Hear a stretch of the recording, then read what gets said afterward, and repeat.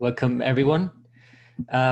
So what I'd like to say before I start looking at the month, and we're already 4 days into the month, is if you feel like you have questions, whether that's prior to this or during this, uh, feel free to ask. And please don't feel like um, it's in any way, putting me off or Didn't I? Oh, I'm yeah, the you did carrot. actually. Yeah. Yeah. I'm the carrot. Yeah. we've got some young listeners.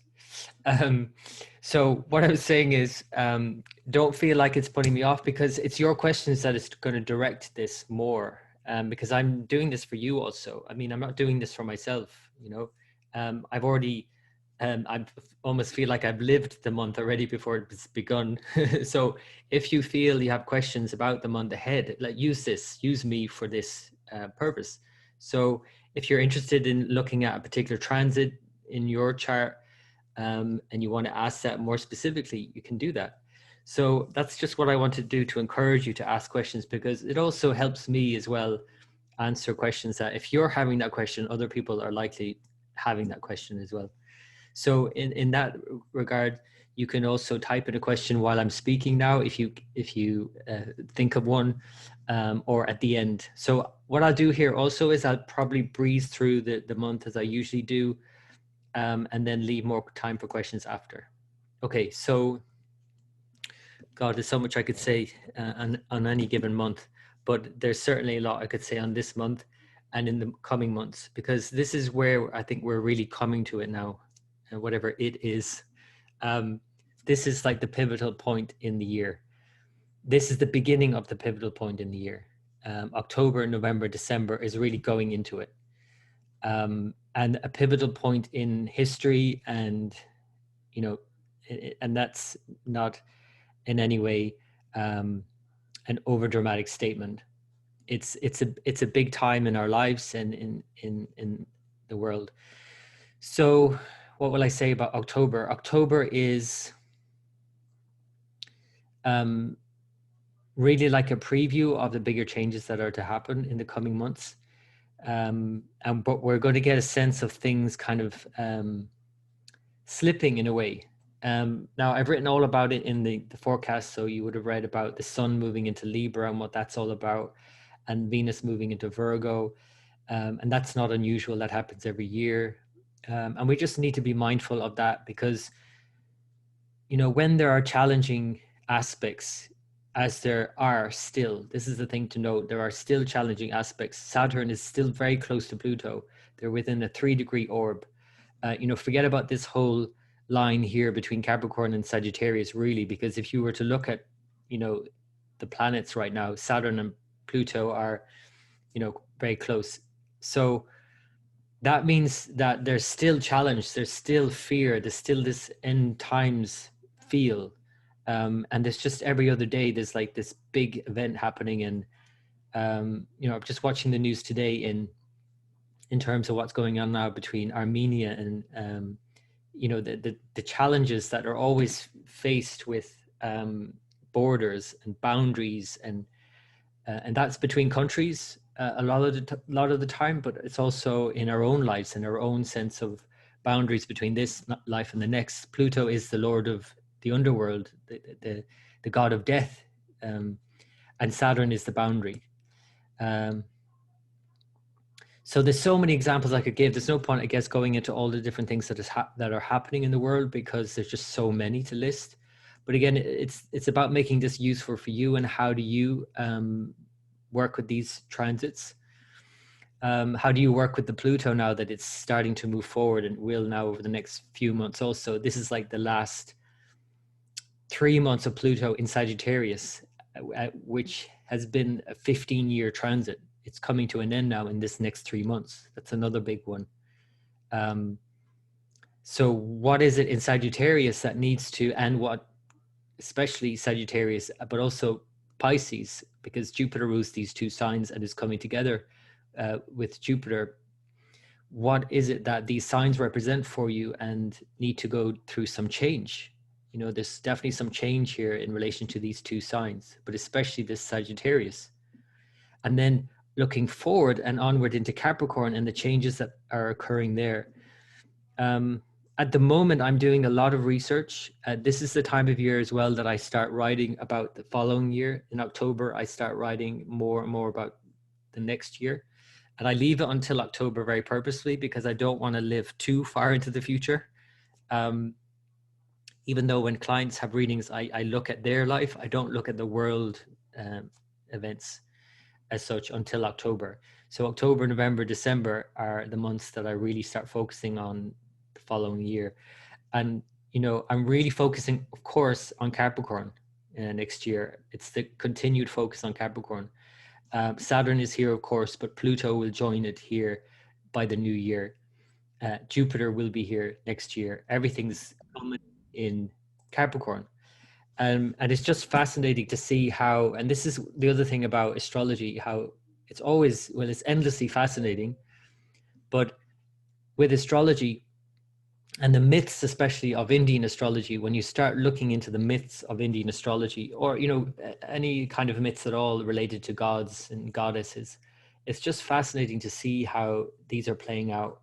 And so next year will be a lot about this transition into Capricorn again, but also Saturn's transition from the first lunar mansion of Capricorn into the second. So it's a big transition from Uttarashada to Shravana and what that's all about. And that's fascinating as well, looking ahead. So that's kind of the long-term picture. Anyway, I won't give away everything about that because we need to stay more present, I guess. And we're still in this kind of Uttarashada theme, which is basically about it literally means the ladder of victory. And so we are all about staying the long haul with Saturn anyway, but when Saturn and Pluto both, and Jupiter now upcoming as well, are in this lunar mansion, it can really, the emphasis is so strongly on the sign that there always has to be a something to overcome, a victory to obtain through a long and hard conquest. And this is the theme of these slow moving planets and this lunar mansion. And this is going to continue into next year and beyond as well, because Pluto is there for the next few years. So, but the next year in particular, into next year in particular, is this continued focus on this sign. And by next year, then it shifts focus somewhat because Saturn then moves into the following sign. It's still within Capricorn, and it's a different theme of Shravana. And Shravana is all about, you know, one of the symbols, if you have the app or you have the cards, you'll notice that Shravana, the symbol is 3 footsteps. And it's all about how we're on a path, whatever path we're on. And if you just think about Capricorn, it makes complete sense. Whatever path we're on, sometimes we need to really think long and hard about, is this the right path for me? Am I doing what I'm meant to be doing? And so Capricorn really gets us to ask those really big questions. And next year will really, really get us to ask those questions, not just as a global community, that's obvious. And in terms of the deities that rule all of these lunar mansions in Capricorn it's all about, you know, sustenance and preservation and all of that, and what we're doing to nature and all of that, especially Uttarashada. It's all about the nature gods, you know, in Capricorn. So it's really not about just that. It's about individually as well. What are we doing? Are we doing what we're meant to be doing on the planet? And, you know, they're big questions, of course, and, you know, they're not answered that easily. And certainly Saturn, Pluto, and Jupiter as well at this time are all getting us to ask those big questions. So let me just go through this month because I'm getting way ahead of myself here and probably, but anyway, I want to give you that sort of sense of the overall theme that's continuing into next year. And I really think with, you know, and of course the pivotal moment, of course, is the solstice this December when Jupiter meets with Saturn at 6 degrees of Capricorn. And that is, as I mentioned in a previous presentation, the low point, the lowest point. And if we're at the lowest point, then there's only one way to go, and that's up. So, so that's the main theme right now. But keep an eye on that, because Saturn and Pluto are very close still, and Jupiter is getting ever closer to Pluto all month. And by the end of October, it'll be quite close, and they come to exact conjunction again in November, on November 12th. So unfortunately, the other theme of Pluto, of course, and Jupiter's expansive quality is expanding on Pluto's theme of death. So unfortunately, we are going to see a lot more deaths. That's the other indication of Pluto. And so there's a lot of fear. And when you combine that with Saturn close by, it just is a lot of fear, of course. So that's going to continue, unfortunately, right through the end of the year, into next year. So that's where we're at. The other thing that's added now, the complexity that's added into the mix now, is Mars has just re-entered Pisces, retrograde. So it's at 29 degrees of Pisces. The moon is now in Aries. The nodes you'll see here are now just about settling into Taurus and Scorpio. What's very interesting to see, and you might have seen my post about Donald Trump, K2 is now transiting his moon in his fourth house, and he, has come down with COVID. So that's seeing the timing of that as well. But I don't think that's it. That's not it. I don't think it's just as simple as that's it, and he's over it. Because the next few weeks are going to be very testing for him in terms of this nodal return, transiting his moon, the total eclipse, Sun going into debilitation in October, Venus going into debilitation. For anyone with Leo rising in particular, I would really just advise slowing down and conserving energy, for sure. And that's the same for Donald Trump.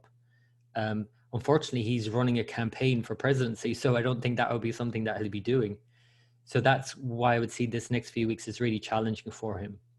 I do think he's the type of person that will really stick with something and overcome things. So his moon in Scorpio, it's at the very end of Scorpio. It's the sign Jeshta, the very end of Scorpio. And Jeshta loves a battle.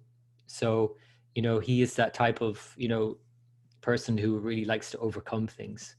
And I actually think he will overcome this. But it's not going to be easy for him for the next few weeks. So anyway, that's the nodes. Just mentioning Venus, because Venus is going to go into Virgo, into its weakest sign. Sun is going to go into Libra, its weakest sign, and Mercury is going to go retrograde in just over a week. So it's about to get very, very complicated. And when it's complicated and stressed, like it is with Pluto and Saturn, and Jupiter with Pluto, and fearful on top of that, and then also at the same time, our energy dips when the Sun and Venus go into weakness, and our mood dips then with Venus.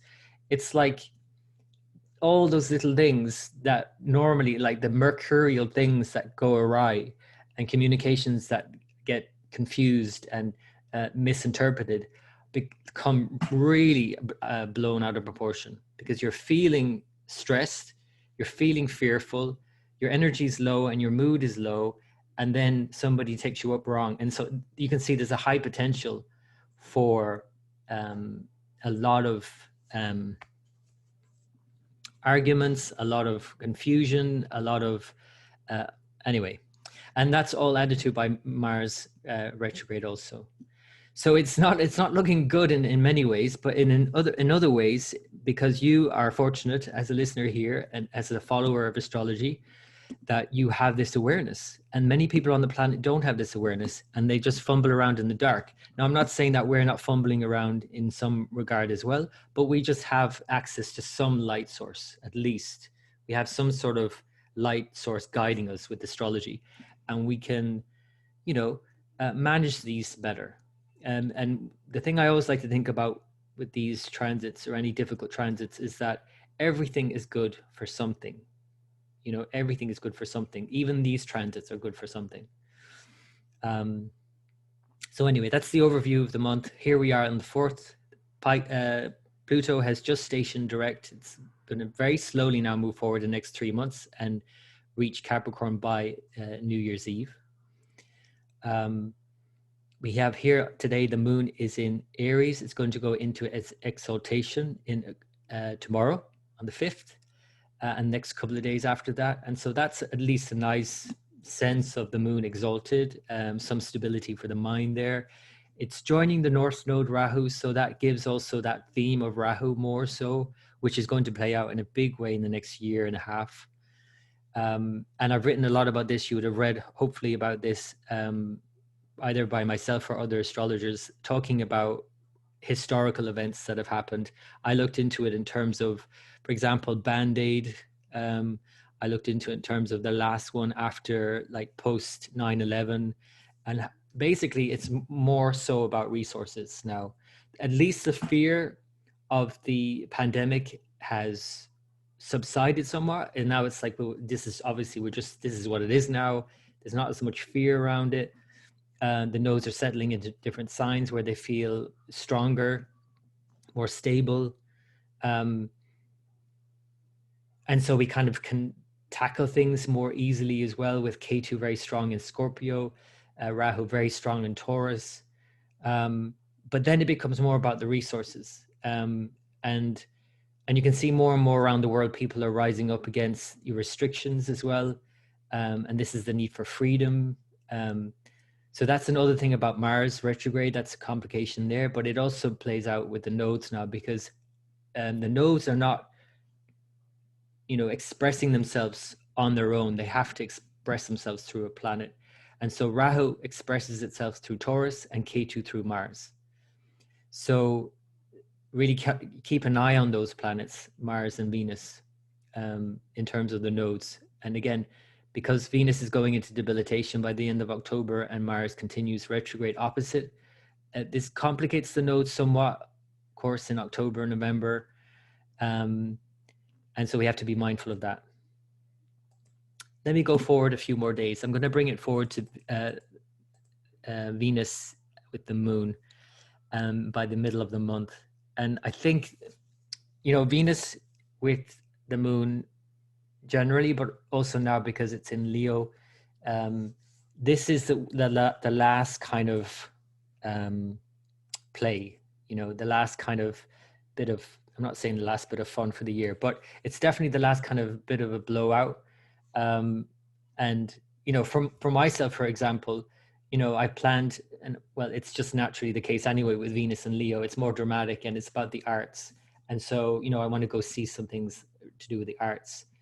There's a festival actually here in Galway that didn't happen all year, of course, because Galway is the European capital of culture this year, and it just didn't happen. So they instead just put on events in September, October to like an autumn festival.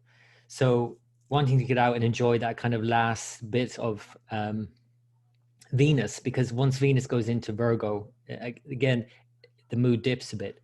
So it's not that you can't enjoy Venus and Virgo either. And again, everything is good for something, but generally Venus and Leo is just a lot more out there, dramatic and fun, basically.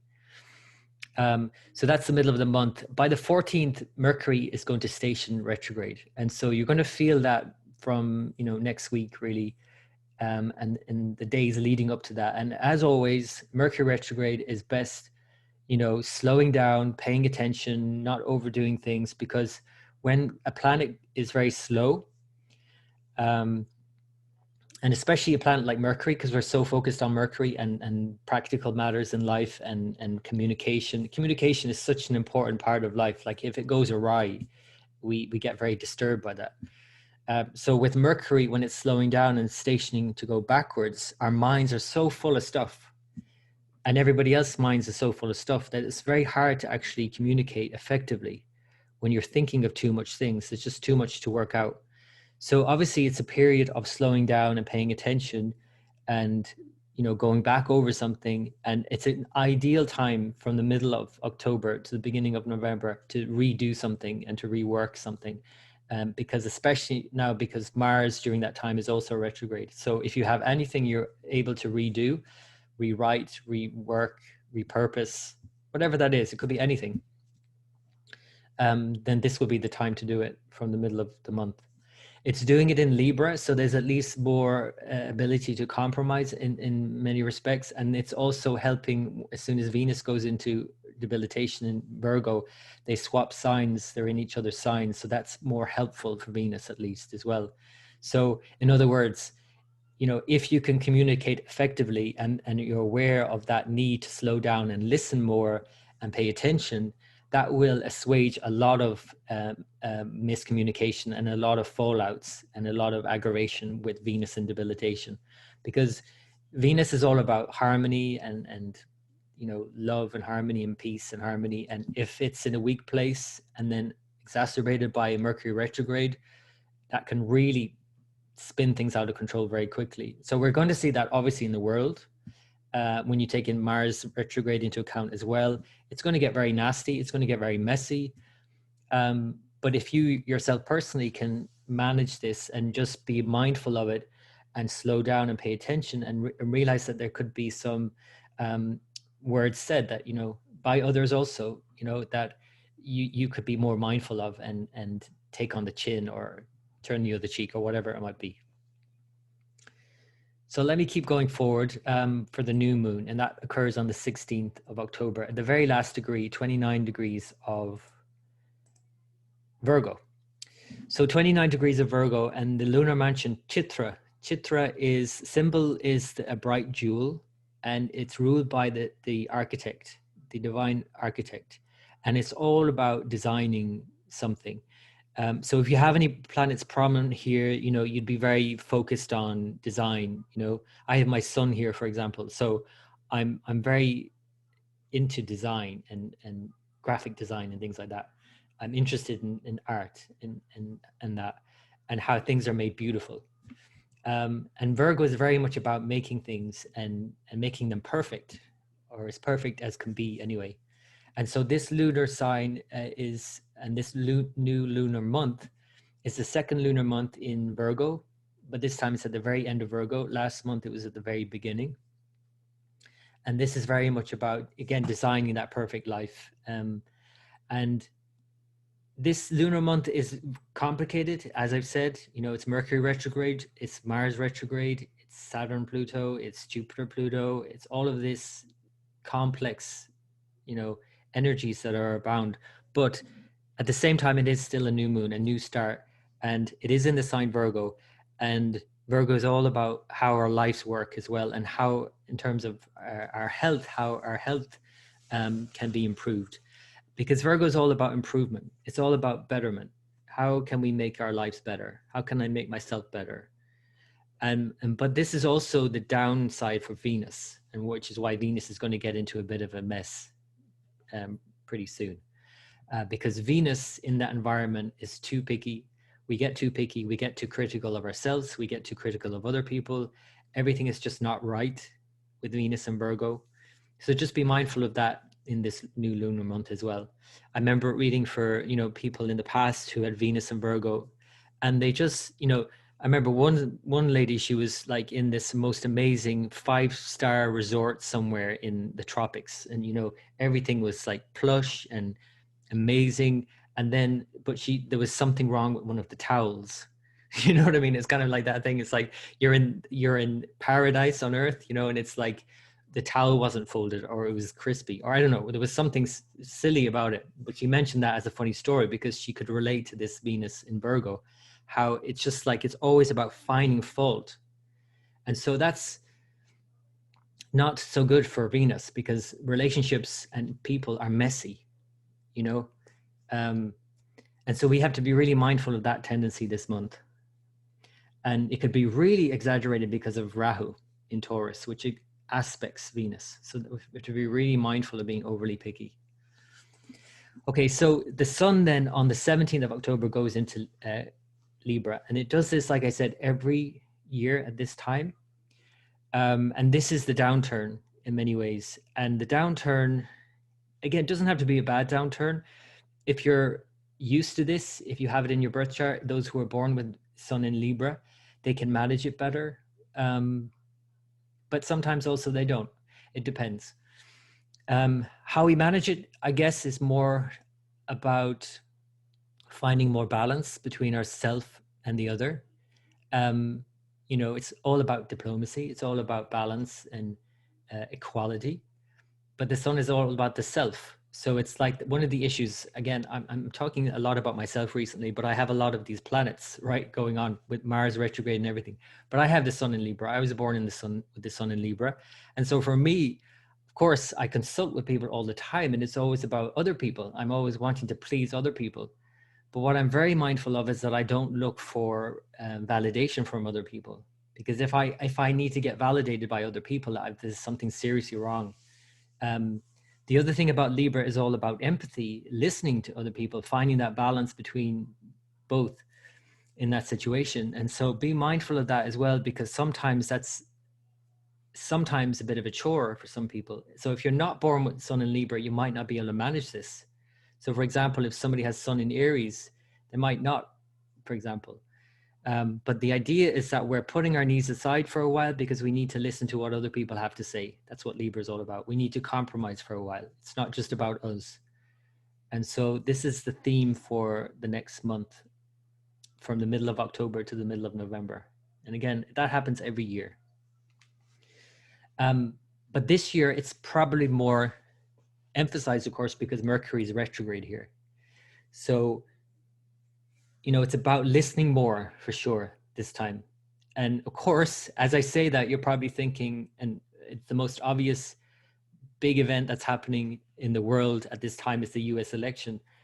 And you're thinking, well, of course, all of that's possible, but also the opposite is true, that there's not going to be anyone listening.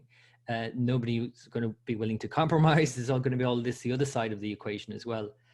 Because again, think about any leaders, which is Leo. Let's not just pick on Donald Trump because he's Leo rising, but any leadership is Leo. And the sun going into its weakest, having to compromise and listen to the people and be more diplomatic is a challenge for leadership, is a real challenge for leadership. Because although leaders are put in leadership by the people, they don't want to listen to the people. They want to do what they want to do. This is the Leo quality. So this is quite tricky, this year's Sun in Libra transit. Anyway, so that's Sun in Libra for the next month. I'll move it forward again. Let me just check that I'm not leaving out any major transits along the way. Let me look at the list.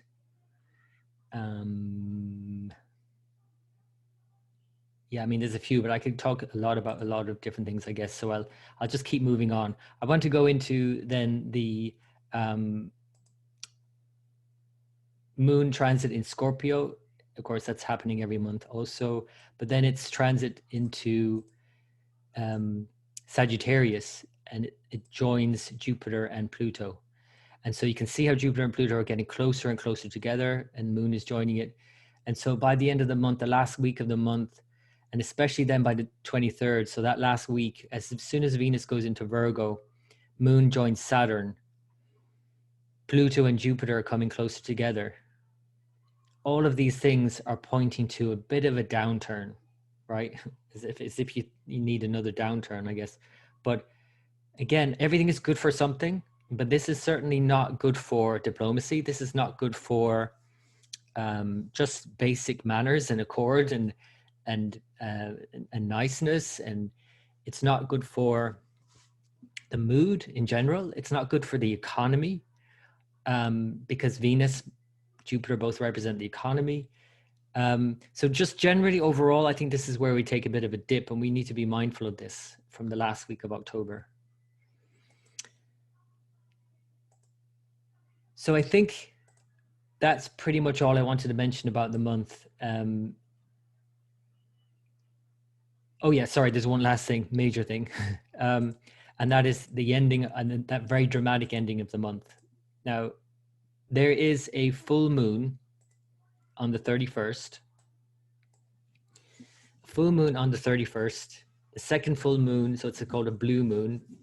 It's not so significant, really, in terms of astrology, but it's very significant in terms of it being on the 31st, exactly conjunct the moon. So let me bring it back a few hours, because it is exactly conjunct Uranus. So Uranus and the moon are 14 degrees opposite the sun, 14 degrees. So it's a full moon in Barony, where the moon is currently as I record this. And barony is all about life and death. The big themes, right? It's like barony is all about life and death. The symbol is the yoni, and it's all about birth. But of course, birth implies death. And it's all about birthing something new, and conjunct Uranus exactly by degree, opposite Mercury retrograde, Mars retrograde for the full moon, Venus debilitated for this full moon. This is a mess, to be quite honest with you. I'm going to put it simply like that. It's a mess. Now, it could be a hot mess in many very challenging ways, or it could be an interesting mess, an exciting mess, and just some throwing something unusual up in your own life. But when you look at what's going on with the full moon, Mars retrograde, Venus debilitated, Jupiter, Pluto coming together, it's like, and then Saturn aspecting Mercury by exact degree again, because Mercury's going backwards and it's retrograde here at 2 degrees again. This is just a really challenging day, Halloween. So be very mindful of this at the end of the month, and take your time with it. I want to just see what day of the week it is. Oh, and it's a Saturday. Great. So yeah, it's a Saturday, Halloween. It's not going to be the easiest day. And again, of course, the major thing you're probably thinking about as well as the upcoming US president election. So it's like, that's a big theme. It's like the world is watching to see how that plays out, because yeah, it's a mess basically. So personally, you can, like, obviously everything is good for something. So you can use this in many ways to help yourself in other ways. For example, if I take the examples of Venus in Virgo, you could use that time to say what needs to be said. You haven't said it thus far because you're too nice.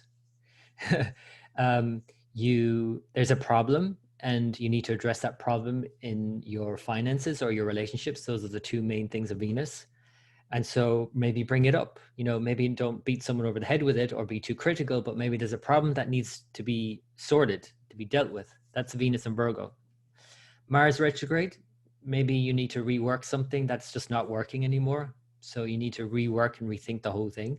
Likewise with Mercury retrograde, it needs to be redone. You need to review that. It's a better time to go back over something. Sun is emphasizing that Venus theme of, maybe it's about like talking to someone about that thing and compromising and using the energy of the Sun in Libra to do that, to be more empathetic, to listen more. That's certainly the theme here of Sun and Mercury.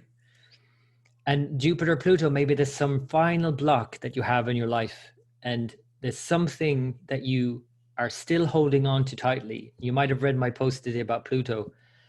Pluto is about blowing things out of the water. It's about removing something that is no longer useful. It needs to go.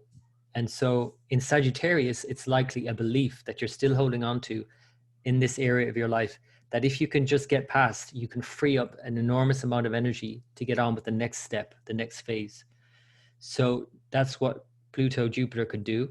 Saturn, all this time, is probably the strongest and has been all year the strongest planet in its own sign in great dignity, and not really put in by with other planets.